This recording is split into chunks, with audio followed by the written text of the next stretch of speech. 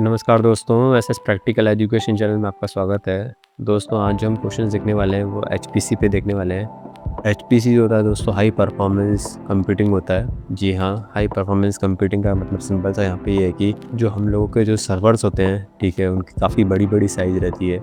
क्योंकि जो डेटा का मूवमेंट होता है वो काफ़ी ज़्यादा होता है, तो उसको स्टोरेज के लिए हमको बड़े सर्वर्स की ज़रूरत पड़ती है। तो उसी पर्पज़ से हम लोग एचपीसीज़ को यूज़ करते हैं। काफ़ी लोगों को उसके बारे में ज़्यादा नहीं पता होगा। तो आज हम लोग जो इस सीरीज़ में एमसीक्यूज़ देखने वाले हैं, काफ़ी सारे जो आपके डाउट्स हैं वो क्लियर हो जाएंगे। वीडियो को लास्ट तक ज़रूर देखिएगा दोस्तों, क्योंकि ये जो आपकी वाईक्यूज़ है या एमसीक्यूज़ हैं, ये आपके एग्ज़ाम पॉइंट ऑफ व्यू से काफ़ी ज़्यादा हेल्पफुल होने वाले हैं। डिफरेंट एग्ज़ाम से ये क्वेश्चंस लिए गए हैं और काफ़ी ज़्यादा हेल्पफुल होने वाले हैं एग्ज़ाम के लिए। तो चलिए जल्दी से शुरुआत कर लेते हैं। तो पहला क्वेश्चन है, a parallel application achieves 8x speed up using 16 processor. यानी कि क्या कहना चाह रहा है कि जो इसकी स्पीड है वो 8 हो गई है, ठीक है। जो एस है वो स्पीड 8 है और प्रोसेसर जो यूज़ कर रहा है वो 16 यूज़ कर रहा है। अकॉर्डिंग टू एमडॉल्स लॉ, जी हाँ, एमडॉल के लॉ के according, which conclusion is mostly accurate, कौन सा जो है मोस्टली एक्यूरेट होने वाला है। तो दोस्तों इसमें जो मोस्टली एक्यूरेट होने वाला है वो होने वाला है कि जब हम लोग का सिग्निफिकेंट सीक्वेंशियल पोर्शन जो है वो स्टिल एग्जिस्ट करेगा। मैंने इसको ऑलरेडी सॉल्व करके रखा है मेरे एक्सप्लेनेशन में, वो भी मैं आपको बता दूंगा। बेसिकली एमडॉल्स लॉ जब कभी भी आएगा दोस्तों, आपको एक फार्मूला याद रखना है, ठीक है। वो फार्मूला आपको जल्दी से बता देता हूँ कि एस जो होता है, स्पीड जो होती है दोस्तों, वो is equals to 1/1 - p plus p by N. दोस्तों ये फार्मूला आप याद रखिएगा, एग्जाम पॉइंट ऑफ व्यू से काफ़ी ज़्यादा हेल्पफुल है। p जो होता है वो पैरेलल फ्रैक्शन होता है और n जो होते हैं वो नंबर ऑफ प्रोसेसर होते हैं यहाँ पे। तो स्पीड अप की बात करें, एस मेरे को दिया हुआ है 8, प्रोसेसर जो मेरे पास दी है 16 दी है। अब मेरे को 1 - p कैलकुलेट करना है, तो मैं यहाँ पे सारी वैल्यू पुट कर रहा हूँ, ठीक है। 1 - p plus p by 16, N के लिए 16 में पुट कर दूँगा। इसको मैं साइड लेके जाऊँगा, 8 को मैं नीचे लाऊँगा, तो 1/8 हो जाएगा। इसको जब हम सॉल्व करेंगे तो यहाँ से p की जो वैल्यू निकल जाएगी वो अप्रॉक्सीमेटली 8.85 इंटू 16 ऊपर चल जाएगा, 15 नीचे जाएगा, तो अप्रॉक्सीमेटली 0.9933 आएगा। यानी कि 93% जो है वो पैरेलल पार्ट में एग्जीक्यूट हो रहा है। अब इसके सीक्वेंशियल पार्ट की बात करेंगे तो 6.7% आएगा। यहाँ पे दोस्तों कहने का मतलब ये कि जब हमने 16 प्रोसेसर यूज़ किए तो मेरी स्पीड अप जो थी वो 8 हो गई। उसके बाद जो मेरी पैरेलल प्रोसेसिंग हो रही थी, जनरली क्या होता है एचपीसी वगैरह जब हम यूज़ करते हैं तो हम कोशिश करते हैं पैरेलल प्रोसेसिंग जो है वो ज़्यादा से ज़्यादा हो, ताकि इंडिविजुअल नोड्स पे फ़र्क नहीं आए और जो टास्क है वो पैरेलली एग्जीक्यूट होती रहे। तो यहाँ पे पैरेलल पार्ट तो हम लोगों के पास 93% है। उसका मतलब ये है कि 93% जो मेरे टास्क हैं वो पैरेलली एग्जीक्यूट हो रहे हैं। स्टिल 6.7% जो मेरे टास्क हैं वो सीक्वेंशियल एग्जीक्यूट हो रहे हैं। जी हाँ, 93% पैरेलल हो गए और सीक्वेंशियल जो होगा मेरे 6.7 हो गए। तो ये यहाँ पे ये होगा कि हाई परसेंटेज जो है वो पैरेलाइज हो रहा है, बट 6.7 जो भी इक्वल हो रहा है। इसलिए ये क्या कर रहा है, 16 प्रोसेसर सिस्टम को लिमिट कर रहा है to only 8x speed up rather than linear 16x। यानी कि 16x करने की बजाय लिमिट कर रहा है 16 प्रोसेसर को। यानी कि कहने का मतलब ये होगा कि जो ऑप्शन में दिया हुआ है, हम देख पा रहे हैं ऊपर यहाँ पे ऑप्शन में दिया हुआ है सिग्निफिकेंट सीक्वेंशियल पोर्शन जो है वो अभी भी एग्जिस्ट कर रहा है। जैसा कि हमने देखा कि 6.7% जो है वो 1 - p की वैल्यू आ रही है। अगर मेरी 1 - p की वैल्यू 0 या उससे कम आती तो मैं कह सकता कि सीक्वेंशियल नहीं है, वो फुली पैरेलाइज है। बट यहाँ पे फुली पैरेलाइज नहीं है, सीक्वेंशियल स्टिल एग्जिस्ट कर रहा है। कम्युनिकेशन ओवरहेड 0, कम्युनिकेशन ओवरहेड 0 तब होता है जब पूरा पैरेलल था और सीक्वेंशियल की वैल्यू 0 थी। लोड बैलेंसिंग परफेक्ट, यहाँ पे लोड बैलेंसिंग परफेक्ट नहीं है क्योंकि मेरा सीक्वेंशियल डेटा जो है सिस्टम एक्सेस कर रहा है। तो दोस्तों यहाँ पे ये फार्मूला आप चाहे तो स्क्रीनशॉट ले लीजिए। एग्जाम पॉइंट ऑफ व्यू से कई बार डायरेक्ट फार्मूला भी पूछ लेता है। एज जो स्पीड अप होता है मेरा वो 1/1 - p plus p by N इसकी वैल्यू होती है दोस्तों। तो ये काफ़ी अच्छा क्वेश्चन है, ये पिछले एग्जाम में आया हुआ क्वेश्चन है, इसलिए मैंने सोचा एक बार आपको करा देता हूँ। अब दोस्तों हम आते हैं अगले क्वेश्चन पे। In distributed memory system message passing is preferred over shared memory. Basically क्या कर रहा है कि हम लोग मैसेज पासिंग को यूज़ कर रहे हैं। मैसेज पासिंग इंटरफेस MPI जो है वो हम इसको यूज़ कर रहे हैं। जनरली जब हम लोग डिस्ट्रीब्यूटेड मेमोरी सिस्टम यानी HPC वगैरह यूज़ करते हैं तो हम मैसेज पासिंग को ज़्यादा प्रेफर करते हैं instead of shared memory. Shared memory जो दोस्तों, अगर मान लो शेयर मेमोरी यूज़ करेंगे, जनरली जो हमारे कंप्यूटर्स वगैरह होते हैं, जैसे मेरा लैपटॉप है या डेस्कटॉप है, तो उसमें तो हम लोग रैम जो होती है वो एज ए शेयर मेमोरी हम लोग यूज़ करते हैं। बट जब बड़े हम लोग HPC की बात करें या डिस्ट्रीब्यूटेड मेमोरी सिस्टम की बात करें तो उस टाइम पे हम शेयर मेमोरी की बजाय मैसेज पासिंग मेमोरी जो वो यूज़ करते हैं। उसका रीज़न क्या है कि हर एक प्रोसेसर को जो है इंडिपेंडेंट एड्रेस स्पेस एलोकेट हो जाता है। यानी अगर उसकी जॉब फेल होएगी या उस पर्टिकुलर जॉब पे कोई इशू आएगा तो वही जॉब इम्पैक्ट होएगी और कोई भी जॉब उससे इम्पैक्ट नहीं होगी। इसलिए हमारा जो सारे प्रोसेसर है वो इंडिपेंडेंट एड्रेस स्पेस हम उसको अलोकेट कर देते हैं, इसीलिए हम लोग उसको यूज़ करते हैं। मेमोरी लेटेंसी डिसअपीयर नहीं, ऑप्शन नंबर ए तो गलत हो जाएगा, लेटेंसी डिसअपीयर के लिए नहीं करते हैं। और फिर कैश कोहेरेंस बिकम ऑटोमेटिक नहीं, ऑटोमेटिक का कोई लिंक ही नहीं है। और सिंक्रोनाइजेशन इज़ अननेसेसरी, सिंक्रोनाइजेशन का भी से लिंक नहीं है। बेसिकली हर एक प्रोसेसर जो है वो अपना अपना इंडिविजुअल एड्रेस स्पेस यूज़ करेगा, इसलिए हम लोग ऑप्शन नंबर बी पे आके जाते हैं। यहाँ पे मैंने एक्सप्लेन भी कर रखा अच्छे से, जो भी डिस्ट्रीब्यूटेड मेमोरी सिस्टम होते हैं, हर एक जो प्रोसेसर है उसके पास खुद की मेमोरी होती है। No processor can directly access the memory of another, यानी कि कोई भी प्रोसेसर जो दूसरे की मेमोरी नहीं ले सकता। और मैसेज पासिंग जो अलाउ करता है processor to exchange data explicitly, यानी डेटा को एक्सप्लिसिटली एक्सचेंज करता है बिना किसी की मेमोरी को यूज़ करे, यानी शेयर मेमोरी को यूज़ किए बिना।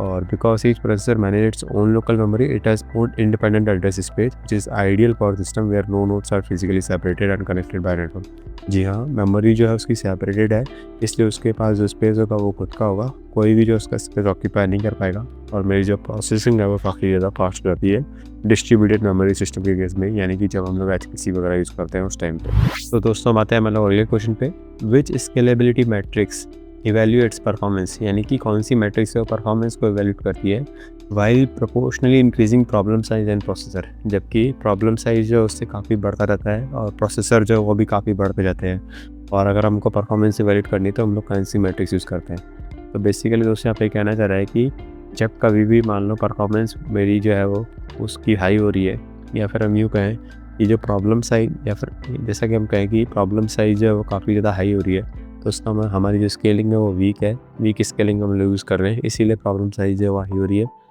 और स्ट्रॉन्ग स्केलिंग में प्रॉब्लम साइज लो होती है, जैसे इसका अपोजिट हो गया। और गुस्ताफसन स्केलिंग जो होती है दोस्तों वो वीक स्केलिंग का एक पार्ट है, ठीक है, तो काइंड ऑफ सब टाइप ऑफ वीक स्केलिंग में। और लीनियर बिल्डअप जो है वो कोई भी मैट्रिक्स होती नहीं है सच, तो ये तो ऑप्शन ही गलत हो गया। यहाँ पे एक ही ऑप्शन फिट बैठ रहा है, ऑप्शन नंबर बी जो है करेक्ट हो जाएगा। वीक स्केलिंग जो मेजर करती है एफिशिएंसी व्हेन वर्कलोड पर processor remains constant while the system size grow, यह सिस्टम की साइज जो बढ़ती जाती है जबकि जो पर प्रोसेसर पे जो वर्कलोड है वो कांस्टेंट रहता है दोस्तों। अब आते हैं अगले क्वेश्चन पे, ये भी काफ़ी अच्छा क्वेश्चन है, एग्जाम पॉइंट ऑफ व्यू से काफ़ी ज़्यादा हेल्पफुल है। तो a super computer optimize for vector operation primarily improves performance through, basically क्या कहना चाह रहा है कि सुपर कंप्यूटर जो है दोस्तों वो परफॉर्मेंस को ऑप्टिमाइज़ करते हैं from vector operation primarily improves performance through. ये परफॉर्मेंस कैसे इंप्रूव होती है, तो दोस्तों हम लोग इसको इसको कहते हैं सिम्ड, SIMD।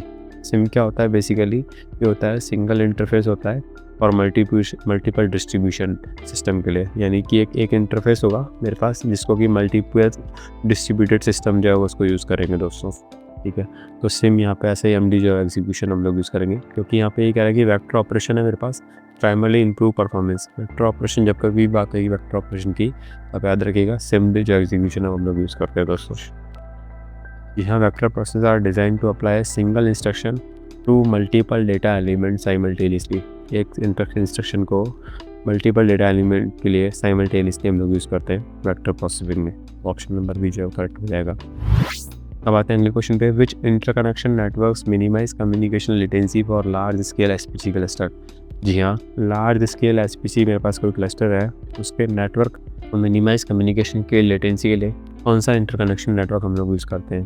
तो दोस्तों हमेशा याद रखिएगा जब कभी भी HPC की बात होगी तो फैट ट्री टोपोलॉजी यूज़ करेंगे। देखिए रिंग हो गया, बस हो गया या स्टार हो गया, ये जनरली जब हम लोग नेटवर्किंग पढ़ा था उस टाइम पे हमने देखा था कि कोई पर्पस से यूज़ आती है। मैं यहाँ पे फिर से एक्सप्लेन नहीं कर रहा हूँ, बट HPC के केस में क्योंकि डिस्ट्रीब्यूटेड सिस्टम है तो इंटरकनेक्शन को मैनेज करने के लिए हम लोग फैट ट्री टोपोलॉजी यूज़ करते हैं। एग्ज़ाम में बच्चे हमेशा कन्फ्यूज़ होते हैं क्योंकि बेसिकली ये जो है काफ़ी कम लोग जानते हैं इसके बारे में।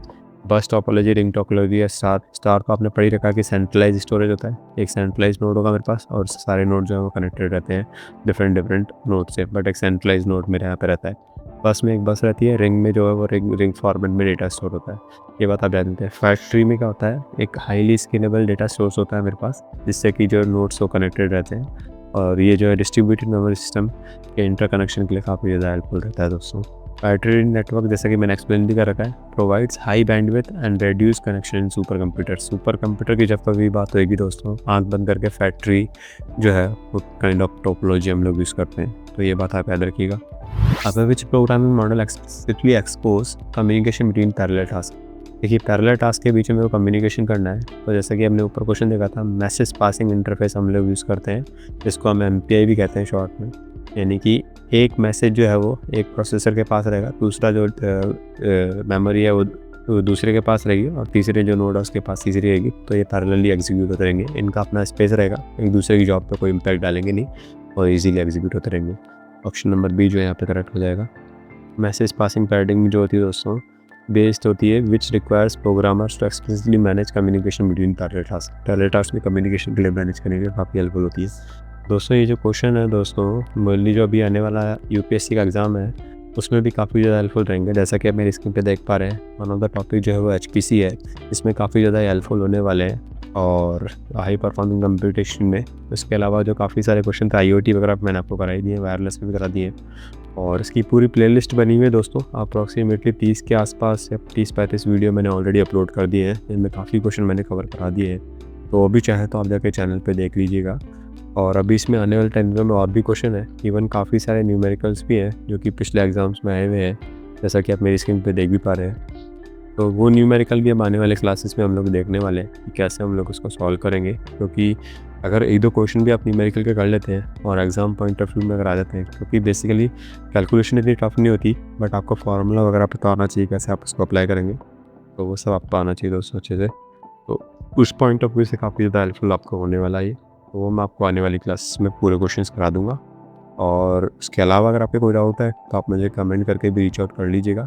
चैनल पर नए हैं तो चैनल को सब्सक्राइब जरूर कर दीजिएगा दोस्तों, ताकि आपके पास लेटेस्ट अपडेट आते रहे। और थैंक यू सो मच दोस्तों for watching the video and have a good day.